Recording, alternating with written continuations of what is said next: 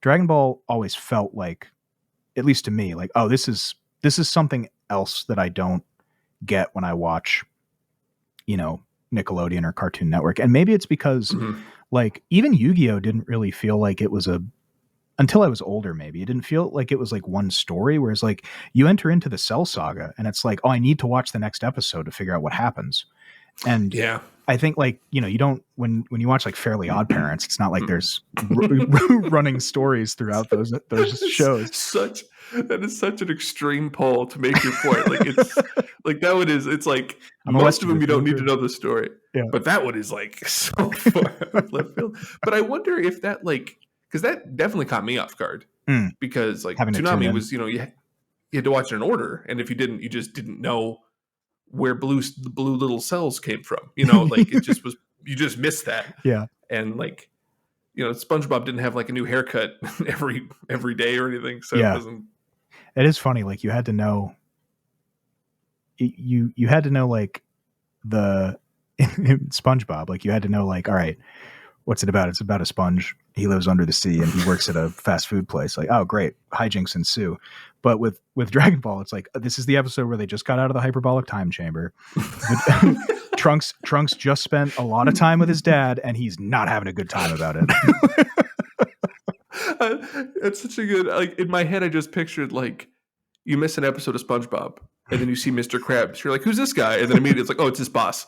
And then you miss like, and then you miss an episode of Dragon Ball Z. It's like, who's this guy? It's like, well, that's Vegeta's son from the future. It's like, oh, sure. He came back. It's not clear if the, oh, by the way, it's just to say, it's not clear if the future's set in stone or if he's from a parallel timeline. It kind of seems like that, but it's not, I guess it's not necessary for this episode. The next episode though, you do need to think about it like that.